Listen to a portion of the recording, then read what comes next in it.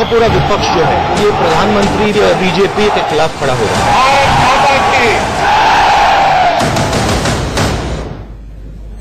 नमस्कार, मैं हूं आंचल आनंद और हमारे खास चुनावी शो किस्सा कुर्सिका में आपका बहुत बहुत स्वागत है। चुनाव के वक्त धर्म राजनीति में सबसे अहम हो जाता है। एमपी में चुनाव प्रचार के दौरान कांग्रेस अध्यक्ष राहुल गांधी मंदिर, मजार और गुरुद्वारे में मत्था टेकते फिर रहे हैं, तो वहीं बीजेपी अध्यक्ष अमित शाह भी मोर्चा संभाले हुए हैं। राहुल के मंदिर प्लान से अब सवाल उठ रहे हैं कि सत्ता पाने के लिए कांग्रेस क्या अब अपनी सॉफ्ट हिंदुत्व वाली छवि बदलने की कोशिश कर रही है। सवाल तो ये भी है कि मंदिर जाने और तिलक लगाने से क्या कांग्रेस का वनवास खत्म होगा।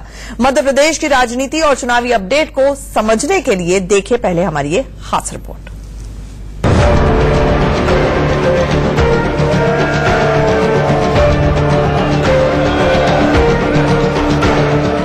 सिर पर साफा बांधे राहुल गांधी सच्चे बादशाह के दरबार में बैठे हैं। ग्वालियर जिले में स्थित गुरुद्वारा दाता बंदी छोड़ साहिब के दर्शनों के लिए पहुंचे राहुल गांधी ने गुरबानी सुनी और आशीर्वाद लिया। राहुल गांधी इन दिनों यही कर रहे हैं। मंदिर, गुरुद्वारा या कोई मजार, रास्ते में आए दाता का दरबार, तो राहुल गांधी शीश झुकाने पहुंच जाते हैं। इस दौरान कांग्रेस नेता ज्योतिरादित्य सिंधिया और कमलनाथ भी उनके साथ मौजूद रहे। गुरुद्वारे की तरफ से सभी को तलवार भेंट की गई। राहुल ने करीब 10 मिनट यहां बिताए।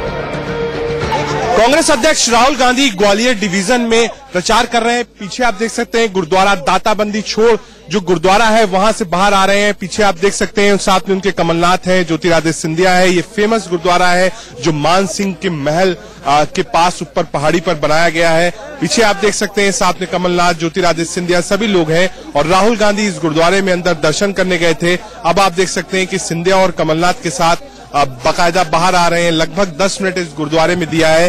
कल जो मठ थे बड़े इस डिवीजन के वहां गए थे, रात में एक मजार पे भी गए थे। तो ये विजुअल्स हैं जो आपको दिखाते हैं कि कैसे राजनीति और धर्म एक दूसरे से जुड़ा होता है। अगर आपको अच्छी राजनीति करनी है आज के युग में तो शायद धर्म से आप अलग नहीं हो सकते। भगवान के आशीर्वाद के बाद राहुल जनता जनार्दन का आशीर्वाद लेने पहुंचते हैं। वैसे भी चुनाव में ऊपर वाले और धरती वाले दोनों की कृपा जरूरी होती है। मध्य प्रदेश के रण में राहुल अकेले नहीं हैं। बीजेपी अध्यक्ष अमित शाह भी कहीं राहुल से पहले तो कहीं राहुल के बाद पहुंच जाते हैं। मध्य प्रदेश विधानसभा चुनाव के लिए देश की 2 सबसे बड़ी पार्टियों के मुखिया इन दिनों एमपी की खाक छान रहे हैं। एक अपना गढ़ बचाने की हर कोशिश कर रहा है तो दूसरा अपना खोया हुआ गढ़ पाने की। दोनों ही दर दर घूम रहे हैं, मंदिरों में मत्था टेक रहे हैं। कुर्सी का किस्सा यही है, एक दूसरे को मात देने के लिए शाह और राहुल कोई कसर नहीं छोड़ रहे। मुरैना की संकल्प यात्रा में राहुल गांधी ने मोदी सरकार को आड़े हाथों लिया। 3.5 लाख करोड़ रुपए मतलब नरेगा चलाने में 35,000 करोड़ रुपए लगे थे यूपी में। 10 मनरेगा का पैसा नरेंद्र मोदी जी ने हिंदुस्तान के 15 सबसे अमीर लोगों का कर्जा माफ किया है।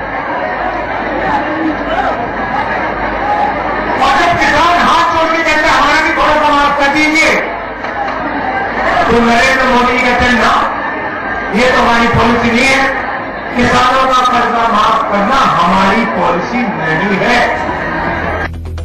मध्य प्रदेश की सियासी हवा को समझने से पहले आप राहुल गांधी के मंदिर प्लान को समझिए।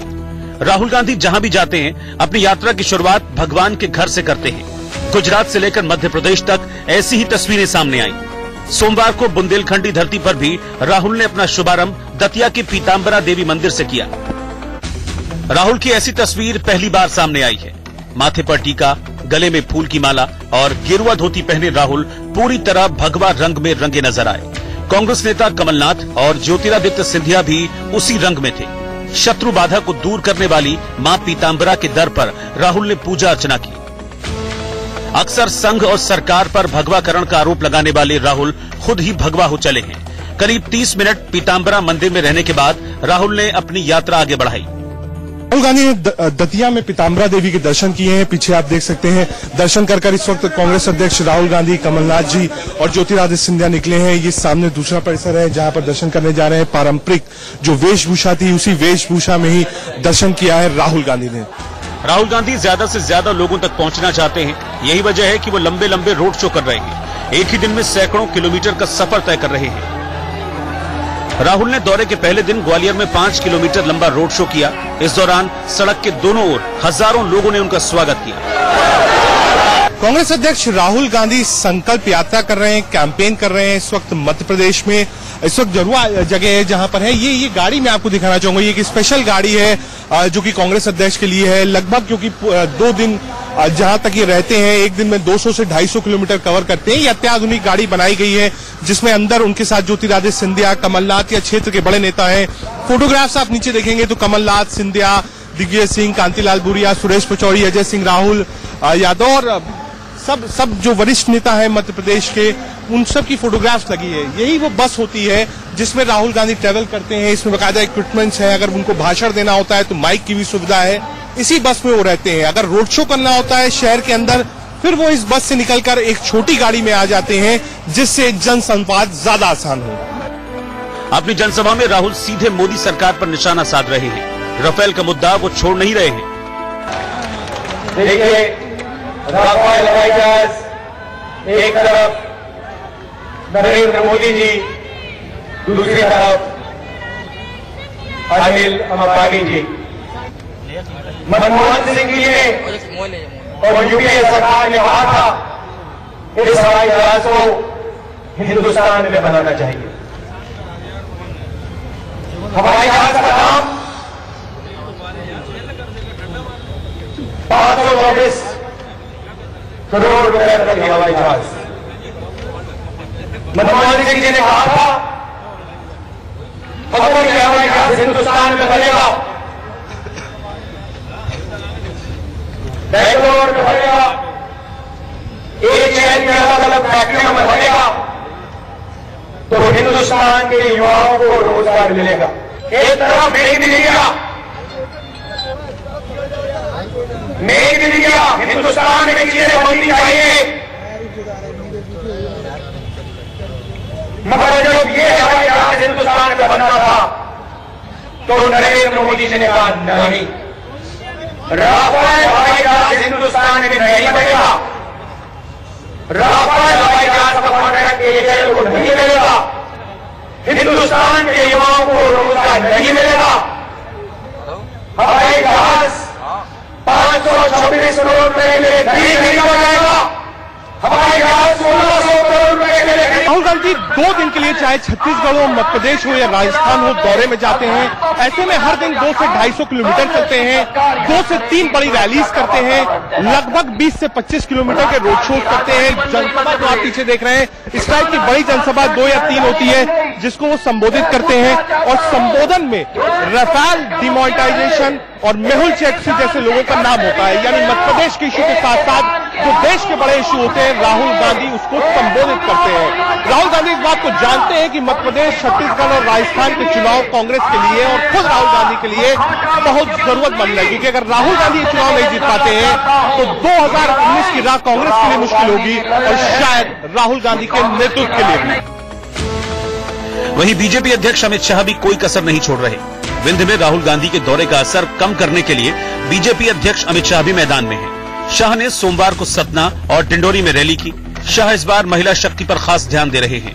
हिंदुस्तान की राजनीति में ऐसा पहली बार हो रहा है जब कोई पार्टी महिला शक्ति सम्मेलन आयोजित कर रही है। अमित शाह आधी आबादी के जरिए कांग्रेस को एक बार फिर एमपी की सत्ता से खदेड़ना चाहते हैं। कांग्रेस ने ढेर सारे सितम राजमाता पर ढाए, जब इमरजेंसी आई, आपातकाल आया, राजमाता साहब को जेल में डालने का भी काम किया, मगर उन्होंने ये मातृशक्ति की ताकत का परिचय देते हुए वो कभी कांग्रेस के आकाओं के सामने झुकी नहीं। एमपी में शिवराज सिंह तो राजस्थान में वसुंधरा राजे की कुर्सी दांव पर है। कल मारवाड़ की राजनीति में बड़ा बदलाव होने वाला है। पूर्व केंद्रीय मंत्री और बीजेपी के दिग्गज नेता जसवंत सिंह के बेटे मानवेंद्र सिंह कल कांग्रेस में शामिल होंगे। नाराजगी के बाद मानवेंद्र सिंह ने बीजेपी छोड़ने का ऐलान कर दिया था। उनके कांग्रेस में आने से मारवाड़ की राजनीति में बड़ा बदलाव आएगा। कई दिनों से ऐसी अटकलें चल रही थी कि वो कांग्रेस में शामिल हो सकते हैं। राजस्थान प्रदेश कांग्रेस कमेटी के अध्यक्ष सचिन पायलट ने कहा है कि बीजेपी से अभी कई और नेता विदा लेंगे।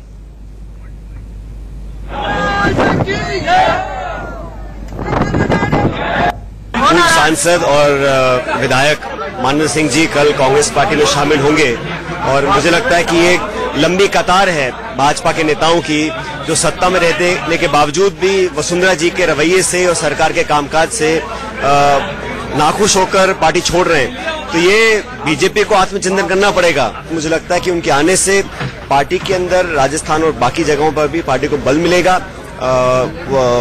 आने वाले विधानसभा चुनावों में भी उनकी सक्रिय भूमिका रहेगी। तो बहुत बड़ा फेरबदल होने जा रहा है और कांग्रेस में आज की तारीख में अगर कोई शामिल होता है, कोई भी नेता हो, तो अपने आप में मोरल बूस्टर से कम नहीं। हमारे सहयोगी मनु शर्मा इस वक्त सीधे जुड़ रहे हैं।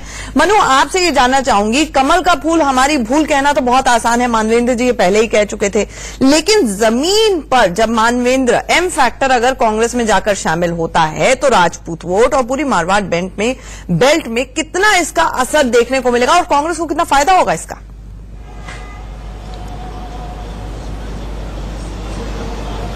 देखिए, असल बताना चाहेंगे पहले तो मानवेंद्र सिंह के बारे में कि मारवाड़ में उनकी कितनी पकड़ है और क्या है, क्योंकि मानवेंद्र सिंह को जो वहां पर ज्वाइन कराने की बात चल रही थी उसी टाइम पर कांग्रेस के अंदर अंदरूनी राजनीति भी काफी गर्मा गई थी। मारवाड़ क्षेत्र के अंदर जो जाट वोट बैंक है वो सीधे तौर पर कांग्रेस से जुड़ा हुआ था और कहीं न कहीं राजपूत नेता जो मानवेंद्र सिंह माने जाते हैं उनको शामिल करने से वहां की राजनीति गर्मा गई और अंदरूनी खाने बात भी पहुंचने लगी। इसी कारण से 22 सितंबर से बात अब तक का जो समय लगा है वो वहां के लोगों को समझाने में लगा है कि मानवेंद्र सिंह को अगर पार्टी में शामिल किया जाता है तो उसका सीधे तौर पर वहां पहले से तैयारी कर रहे नेताओं पर असर नहीं पड़ेगा।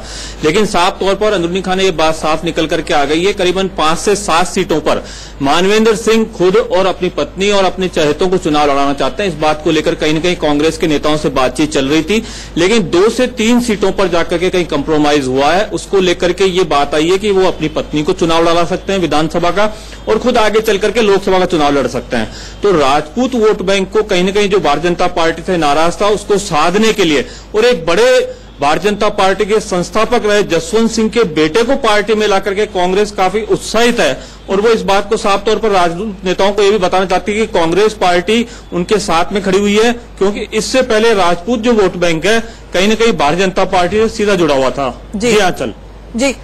अच्छा, एक बात बताइए मनु, एक तो बीजेपी को इसका कितना जमीन पर नुकसान होगा, नंबर 1, और दूसरा आजकल जय और वीरू की जोड़ी के रूप में जो मशहूर कहा जा रहा है गहलोत साहब और सचिन पायलट को, तो मानवेंद्र के साथ आने से क्या 3 सीटर की कोई जगह बन रही है? क्या बार्गेनिंग चिप है?